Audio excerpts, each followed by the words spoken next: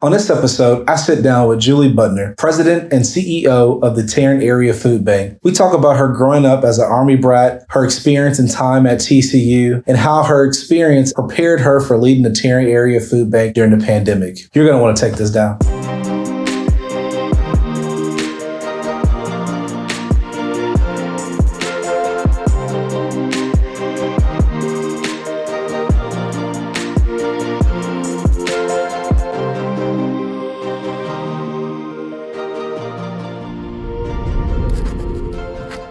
You're going to want to take this down. Well, Julie, thank you for joining me on Take This Down. It's a privilege and honor to sit down with you and have this conversation. So I'm really looking forward to jumping in and not only learning a little bit more about you, but allowing my audience to learn a little bit more about you as well. Oh, thank you, Ty. I appreciate being here. So, I kind of start every episode off by telling, my guests why I invited them on the show.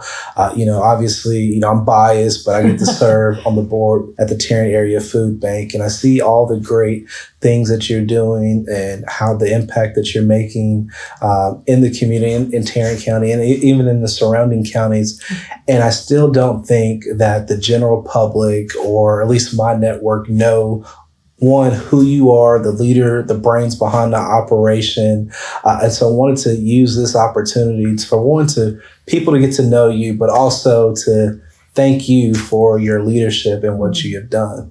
Thank you. I appreciate that. And so who is Julie Butner at her core? Oh, my goodness. Well, Julie Butner is a Army brat, first and foremost. I grew up traveling not only across the United States, but also in many foreign countries. My father had a foreignary specialty in Latin American countries. So I spent a lot of time in Washington, D.C. and in Mexico. And I came to Fort Worth to go to TCU.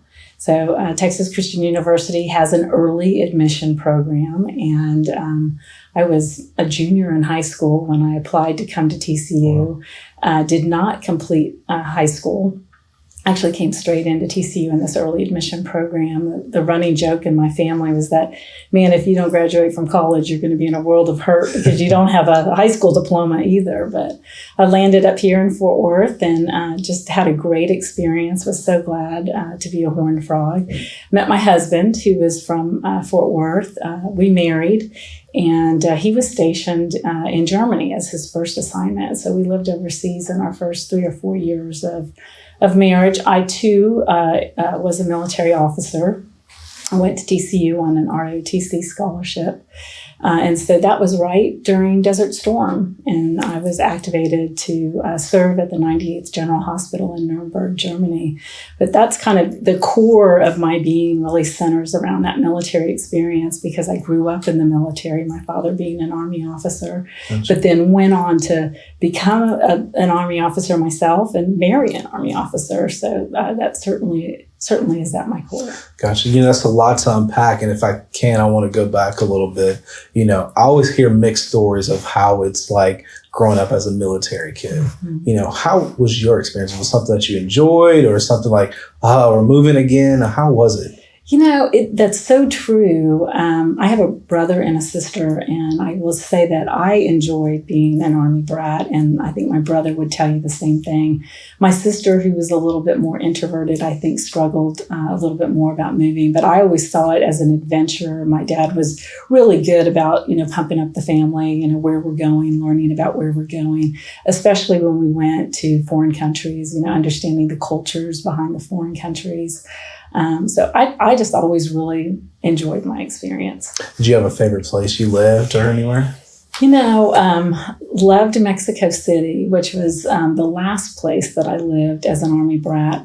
We spent a lot of time at Fort Sill, Oklahoma, because every other assignment from either DC or being out of the country was at Fort Sill Field Artillery, home of the Field Artillery. So spent a lot of time there and have a lot of really good memories there too. Okay. And so I know you're a proud TCU alum, and I know you mentioned that they had the early admission, program when you were in high school, but how did you find out about TCU? Was it, something that someone told you about, or you sought TCU out?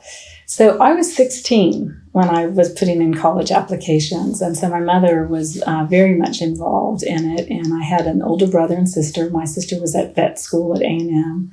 My brother had graduated from A&M and was living in Dallas. And so with my parents being out of the country, naturally we were guided toward Texas schools. And because I didn't have a high school diploma and really had not finished out high school, we were looking for something small and private. Did a lot of interviewing, and TCU was one of them. And just felt like it was the best fit, kind of the right size and a safe environment, close to my brother who was living in Dallas, close to my sister who was down at College Station. So it worked out. Being an Army brat, moving all across the country and abroad, a lot of people, when they leave home for school, it's like a little bit of a culture shock. Did you have that same feeling, or were you like, oh, this is like a normal, move for me when you transitioned to TCU? Oh, I think I was so young, Ty, that it was tough. But the ROTC is what really was a guiding post for me, that and my sorority. But a gentleman by the name of Captain Gregory Ellison knew my parents because his in-laws had been stationed with my parents. And we saw him the first day. This was back in the day where you walked around the auditorium and you signed up for your classes manually. And so he was there and came out and introduced himself. And I took a ROTC rappelling class and he was the instructor. And so I felt like I kind of had somebody that I knew that took me under his wing.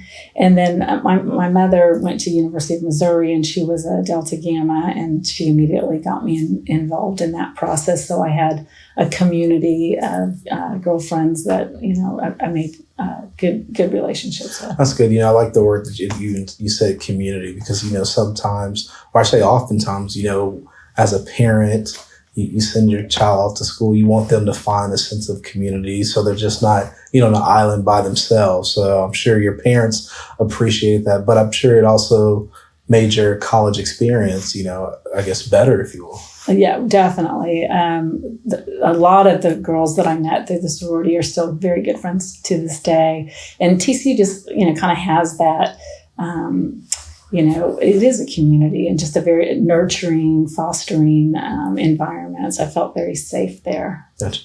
And so transitioning to, active duty in the military, Desert Storm. I know you're a captain, so you were in charge and leading forgive me if I'm not saying the proper word, a platoon of Army men and women. How was that as a woman in the Army during that time? Well, I'll tell you, I had a really unique experience because I was in the reserves. And so my civilian job, which was as a community dietitian, we had 7 communities near the Nuremberg area that we supported. 1 weekend a month, I'd put on my uniform and I would go do what I was doing as a civilian, but in uniform. Well, then Operation Desert Storm broke out, and the commander of the division in the hospital was my boss. And she had put in her retirement paperwork and was just waiting for it to be finalized, and the war broke out. And she came to me and said, I can't do it. I've already put in my paperwork. I'm scheduled to go retire. But they can't backfill me because everybody who would come to backfill me has been deployed to Iraq. Would you put on your uniform and go active duty and take my place? Well, she was a colonel. And at the time, I wasn't a captain. I was a butter bar. I was a lieutenant, the lowest rank officer that you can be. I said, how am I going to do that? And she said, you'll do it. You'll do just fine. So I actually, as a 23-year-old, filled a colonel's position during Desert Storm. So I can remember the head of the hospital division would have his leadership team meetings. And we sat around this big board table and leather wingback chairs. And everybody around the table was a male. And everybody around the table was mid-40s to mid-50s. Even the director of nursing, which is typically filled by a female. So there I was as a lowly butter bar, 23 years old, the only female. So I learned a lot about leadership very, very quickly. Great experience, scary experience. We were one of 3 evacuation hospitals in Germany. So, when Desert Storm 1 broke out, we didn't know what kind of casualties we'd have. The war prior to that was Vietnam. And so we had to plan for the worst, right? And thankfully we didn't, but we were one of 3. But overnight we took a 100-bed facility and turned it into a 1,000-bed facility, just anticipating that we would have more injury and casualty than we actually did. It was a great experience. I learned a lot. Yeah, it sounds like it was a great experience. I'm sure a little bit probably of fearful of, one, am I prepared? Am I ready? But also what to expect, because if you're basing everything off what happened in Vietnam. And now, okay, is this going to happen again? Yeah. Did you ever face I'm going to, not to use this word or imply, but like imposter syndrome? Like, man, I'm in this room with all these, decorated individuals who've been in the military 20 plus years, and here I am, a 23-year-old. Yeah. I mean, probably my biggest challenge was the sergeant major that reported to me was a crusty, 55-year-old guy that had served in Vietnam. And now suddenly he was reporting to me, a young, 23-year-old female. But you have to bridge the relationships, build the trust, and demonstrate your ability, even though you may not have all of the experience, right? You rely on others that do have the experience to help you accomplish the mission. But yeah. And so, you eventually get out the military, and I know you mentioned that your background professionally was a dietitian. What did you do once you were out the military? I went to work for a contract management company, Compass Group, which is the largest contract management company in the world. They're based in England, but they have facilities all over the world.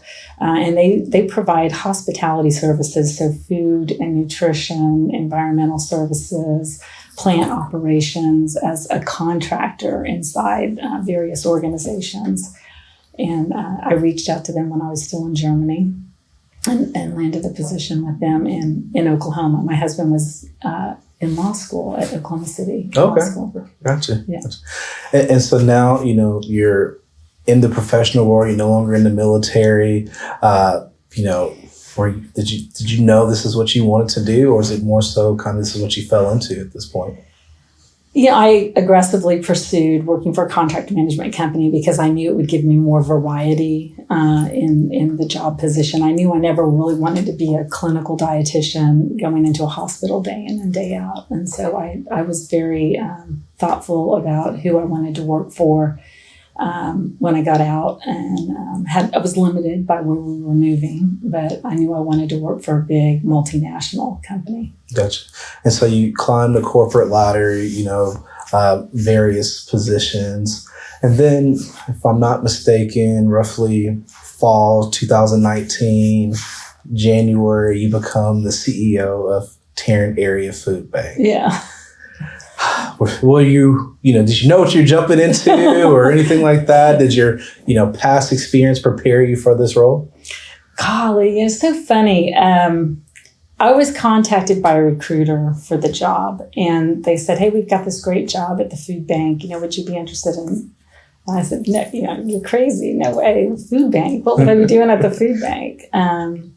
And they called a couple of times, and finally I said, "Okay, send me the job description." It was 12 pages long, the job description. I thought, oh man, this is what I thought. Really thought this. I'm actually going to have to print this thing and read it because it was just that long. So I printed it and I went, like line by line. Have I done this? Do I have some application in my past that I can apply here? And kind of went through, and I got halfway through and I thought, this is a really cool job. I could really get into this. And I was at a point, I had worked in, corporate America for a long time, and I traveled a lot with my job. And so my connection to this community wasn't what I wanted it to be. And so while I was not looking for a job, and I was even kind of resident to even consider it, as I read through it, I'm like, this is my opportunity really to get back into the community that I really appreciated, had done so much for me, and also, give back. Gotcha. And so, I forget the official day that you became the president and CEO of the food bank. January 7th. I'm not forgetting the day. January 7th. And about 60 days later, something happened. I just can't remember. Oh, COVID and the pandemic. How was that? You're newly a CEO of a new organization, probably still, learning everyone and everything that they're doing. How was that challenge for you? So I started the job and I knew that there was going to be some transition. People tell you when you go from for-profit to non-for-profit, you slow your roll a little bit. It's a different environment. It takes some time to understand the organization. And so I was trying to do that. And I remember it really well, Ty, because I had gone out. I had gone to a fundraiser and we had bid on having dinner with the mayor, Betsy Price at the time. And so on May 9th, we went to dinner with, a small group of 8 of us with Betsy Price. And some of the conversation at the table was, hey, have you heard about this virus? And, it's not coming here. And I can even remember saying out of my own mouth, yeah, but if it is, we'll be prepared. We've got good hospital systems. We're ready to go. And Betsy was just tight-lipped. She wasn't saying a word. And that was March the 9th. The next morning I woke up and it had hit the paper that we had our first COVID case.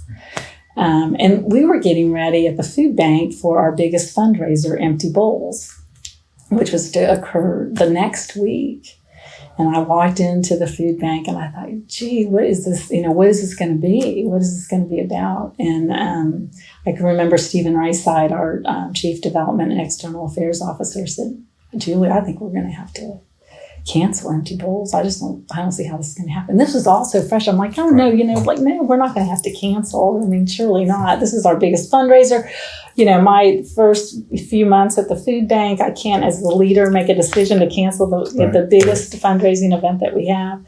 And it wasn't 48 hours that, the writing was just on the wall and we had to cancel it. So no, I would say that they did not tell me that this was going to happen in the first few days of my career. They didn't give you a little crystal ball look and say, forget 90 days, I'm going to give you something in 60 days. And so with your military background in Desert Storm, do you think that, when you saw, or I guess as we all learned that this was real, this was a pandemic, that muscle memory could flip on? Totally, without a doubt. So I had, Desert Storm. I also was working in the airline industry during 9/11 and also went through a pretty significant crisis with that role. So without a doubt, that those engines just started running and, what are we going to do? What's our contingency plan? I will tell you, we have a very good team at the food bank and everybody just jumped into gear and we started having, SWAT meetings every day, huddling, what are we going to, what do we need to do now? But we, in essence, had to turn the business upside down because we could not rely on the community partners who are heavily manned by volunteers, many of whom are over the age of 65. And if you will recall, during that time, that was a very high-risk group of people. So they all said, hey, I'm going home. I'm not going to volunteer. I'm not going to put myself in danger. So we couldn't count on the volunteer force and the partner agencies that we had had prior to COVID to get food into the community at a time when more people in the community needed food than we had ever experienced and ever in the history of the food bank. So I think we all operated on a lot of adrenaline for a very, very long time. This will be a week. This will be 2 weeks. It's going to go away. Right. And it didn't, and it didn't, and it didn't. It was just one thing after the other, after the other. So I kicked into gear, but I have to really give a lot of credit to the team because they truly stepped up too. At what point did you, maybe look yourself in the mirror and say, what did I get myself into? Or did you say, I'm the right person for this? Yeah, I really felt like I was in the right place at the right time. I love a high degree of stress. Obviously, you can see that in my past, but I just felt like this is just reaffirmed for me that I had made the right choice and that I was put in that position at that time for a reason. I know there's a lot of great things, and I say great, but the impact that the food bank was able to do during the pandemic. And I would suggest Google Tarrant Area Food Bank, and you can see all the different great things and accolades that you all received during that. But what was something during the pandemic that you're proud of, or that happened that, I'm glad that we did this, or we really made a big impact? Yeah, a couple things. One is I can remember watching TV one night, watching the news. I'd come home from the food bank, and Tim Love and some of the local restaurant leaders were on the news talking about having to furlough or lay off their own staff. And I picked up the phone, and, John Bonnell, Tim Love called them and said, don't do it, send your people my way, because I was losing volunteers. Being in a confined space, our volunteer center was not conducive to having volunteers in. And we were able to hire their staff, so keep them out of the unemployment lines, keep them out of the food insecurity lines, and with a commitment that when you open up for operation, when you're back into the swing of things, you can bring your people back. They'll just be with me during the interim. And so that's something I was really proud of, a creative way to partner within the community to kind of keep the community whole. I think also, Judge Whitley did a lot to convene nonprofits and for-profits and hospitals. He had a weekly call that brought us all together, and we partnered with organizations in ways that we hadn't before. One example that I give is with Meals on Wheels and Catholic Charities, where the three organizations came together to deliver meals directly to people's homes for those folks who were stricken, the whole family stricken by COVID, so homebound, elderly, maybe the elderly don't have family nearby or a proxy that can go get food for them. So we found creative ways to work together to reach people that had we been trying to do it by ourselves, it just wouldn't have happened. So. That's a brilliant idea. Hey, if you're losing your employees or you're furloughing your employees, I need employees. So, there wasn't a lot of people during that time that was adding to their staff like you were at that point. Yeah, it's funny how in a state of crisis, there are processes that you have to unhinge and recreate. And some of the recreation turns out to be better than what was in place prior to the crisis. And that certainly has happened with us. I think even some of the changes that I made during the pandemic, I would have made eventually, but the COVID pandemic forced my hand. And in some ways, that's probably the silver lining. Too much change for an organization and for the people who work in it can be very upsetting for the people, right? But because the pandemic was there and these changes needed to be made, people got behind the changes in ways that maybe they wouldn't have without a pandemic.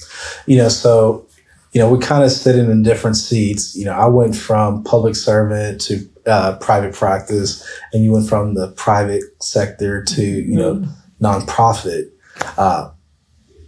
How was it, from your opinion, of the slow bureaucracies of how, nonprofit works to, what do you mean we had to jump through this red tape? Was that a point of frustration, or was it like, this is different? It's a great question. I actually, when I was considering the job, I reached out to a friend of mine who's the CEO of another large nonprofit in the community and just said, how did you do it? Because she had made the same transition. And she gave me some warnings and some cautions and some advice. But then, Ty, because the pandemic hit, a lot of that was not reality for me, right? I was able to move at a pace and make changes and integrate into the organization because I had the pandemic at my back forcing me to do it, and people understood that. So I didn't get the resistance that maybe in other situations you would. I will tell you that this job is as complicated and as worrisome and as rewarding as any job I've had. So I manage a $150 million budget. I have 130 employees that work at the food bank. It's a big job. It is no slow roll. And so how do you go about balancing that, between one, obviously you want to push the organization to the limits, but also knowing that you can't push your staff or your resources, so fast? It's a big challenge, and probably of anything, that's my biggest learning as a leader, because I'm pretty self-motivated and pretty driven. But I've really, in the last year, had to say, okay, and all of us, because you kind of gear up, and as I said, this adrenaline hits, and you know that you're committed to helping the community, care about the community. You know you're getting the services into the community that they need, so it's rewarding. But at some point, you do have to kind of say, okay, what are we doing that maybe we don't need to be doing, so that the staff doesn't experience burnout, and so that you personally don't experience burnout. And I want to ask this question. It might go back to tie in, a lot of your life experience. I know you mentioned you applying for college at 16. I assume going to college at 17. You're a captain in the military at 23. A lot of things, great things happened at such a young age. Similar to myself, I graduate high school 17, graduate college 20. I'm a licensed attorney at 23. Yeah. Do you sometimes feel like, you want things to happen so fast because that's just what you're all used to? Does it sometimes be like sometimes a hindrance? Or do you think that's a part of the motivation to keep you to go forward because you knew that, hey, this is how my life has always been? Because you've been rewarded for having that kind of pace, right? Yeah. So it's not a hindrance to me, but it can be a hindrance to others. And I think that I'm pretty aware of that, right? And so that's where I try to go, okay, how am I prioritizing? How am I influencing others based on that prioritization? And do I need to change my drive into a different kind of motivation, right? Yeah, obviously this isn't about me or anything like that, but one thing that always makes me frustrating sometimes is people's like, oh, well, you still got your whole life to live. I'm like, well, it doesn't mean I want to delay. If I'm deserving of something or if I'm qualified for something, I don't want to just delay it because I got the rest of my life where I still, it's like, no, I earn this now. So don't punish me for being, I guess further along professionally or something along those lines. Yeah, life is shorter than you think, right? So are you making the impact and doing the things that you want to be doing with the life that you have? And so, I know there's a lot of great things in store for the food bank, but, let's just say 30 years from now, we're at your big retirement party from Tarrant Area Food Bank, as now there's a $300 million budget that you're operating. You're expanding Denton County and all the West and 350 employees. How do you want to be remembered? What is going to be your legacy? I hope that I'm giving back into the community in a way that the community remembers me. I mean, that's part of the thing about being a military brat and being around the military all the time. You never really have an opportunity to plant your roots and let the roots grow. And that's really why the job was so appealing to me. Like, I had been trying to do volunteer and trying to do things in the community, but couldn't have the impact that I really wanted because I was traveling so much for work. And this job has given me the opportunity to say, no, I can really call this community my own community. So I hope that that's how I'm remembered, that I had an impact here. That's good. Well, Julie, thank you again for being willing to sit down and have this conversation with me. I know you probably spend more time with me than you care to on the board, but truly thank you for everything. And I hope Tarrant County and the rest of Texas know the great things that you're doing, that the food bank is doing under your leadership. Well, I'm honored that you recognized me in your show. I appreciate the time. Thank you for everything you do for the food bank. No. Yeah.